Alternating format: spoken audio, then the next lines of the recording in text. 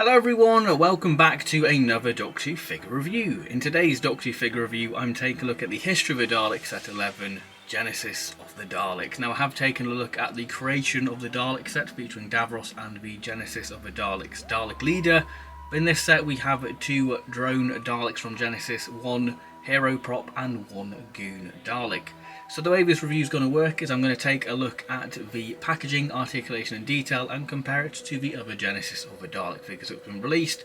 I will leave a link in the description below to my Doctor Who figure review playlist so you can check out all the other Doctor Who figure videos that I've done on the channel, and there's plenty more Doctor Who figure related content coming up in the channel in the near future, such as rearranging the Doctor Who figure collection and of course my top 10 figures for 2022 and 2011. So without further ado, let's take a look at the packaging for this set. Packaging wise for this set we have the now traditional packaging for the History of the Daleks set, where we have the no window box and the figure sort of sealed in a bubble there. We have the style guide packaging motif, which I guess will change next year with Russell T Davies taking over. So we've got Genesis of the Daleks set 2, so I guess the creation of the Dalek set is number 1, and on the side we have the TARDIS, and on the back there we have a bit more info on Genesis of the Daleks, so the plot and the behind the scenes talking about the props themselves. So it's all very nice, a nice little read to read about the Dalek props that feature within Genesis of the Daleks. So here we have the two Genesis Daleks. Now, out of the two Dalek sets that were released in the Winter Wave, this is probably the least exciting one, because the Destiny one, you know, it's something a little bit different, and I guess if you're picking up the creation of a Dalek set, then you're kind of getting your Genesis of a Daleks Dalek feel there. Whereas this is just a sort of a nice little army builder set if you want to sort of build your Genesis army. But yeah, this set has been updated, like I said, in the creation of a Dalek set, but we have the exact paint sort of shade of grey that was used on the Genesis props. So these are the most accurate Genesis Daleks you'll probably get in terms of the character options line. So let's take a look at the articulation and then the detail.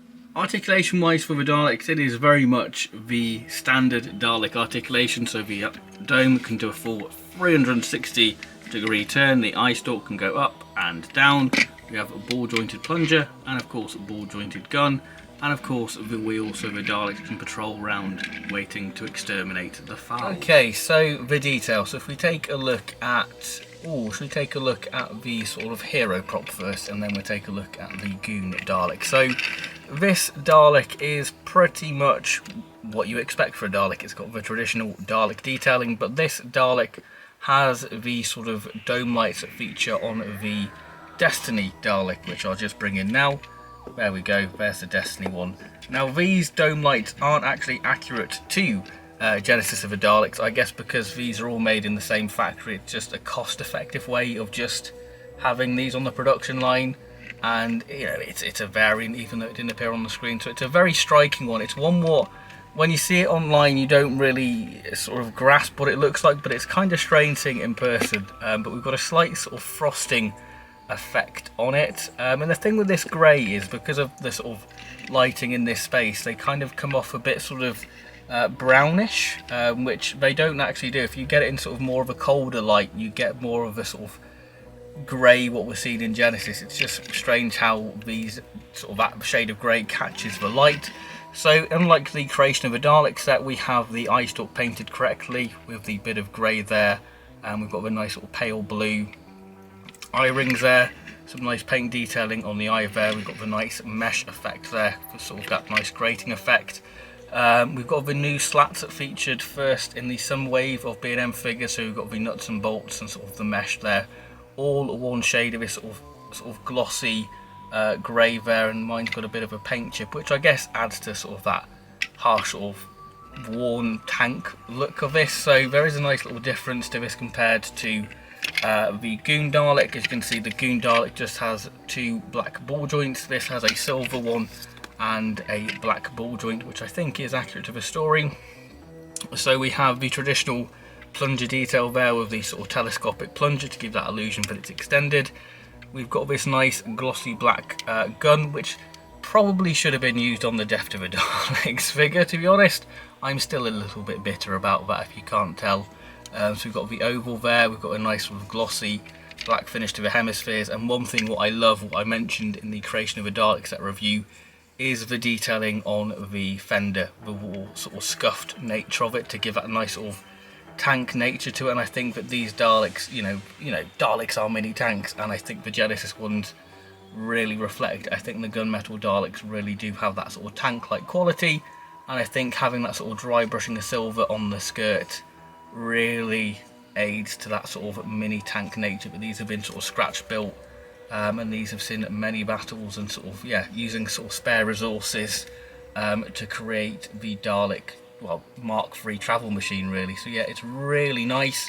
If we bring in the goon prop, this has the traditional Dalek Mini Cooper dome light. You can see the nice ridging effect there, pretty much all your standard Dalek detail, very much the same, but like I say, differences on the ball joints, with it being the two black ball joints, and that is pretty much the only real difference really between these two Daleks, is the dome lights and the ball joints, and of course this having no oval.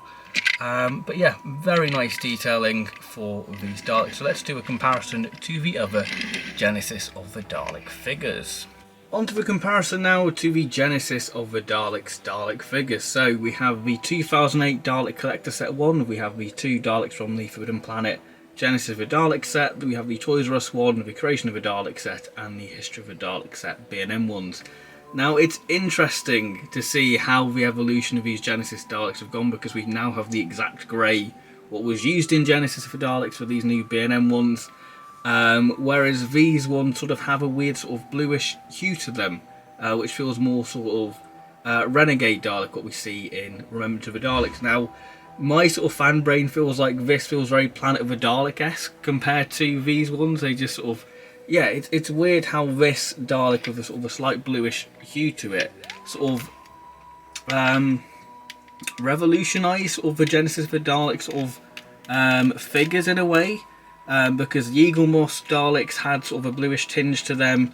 The Biff Pang Pow one, it's interesting how character options sort of monopolise sort of this sort of bluish tinge to the Genesis Daleks, and that becomes sort of a main staple, whereas, you know, this is what they should look like. So you can instantly see the differences there. You know, we have a silver gun on the FP one, we have the traditional bronze gun there on the Creation of a Daleks, which I guess this Dalek is the leader Dalek compared to it. So if I bring in the Creation of a Daleks one there, you can see what he's supposed to meant to look like really.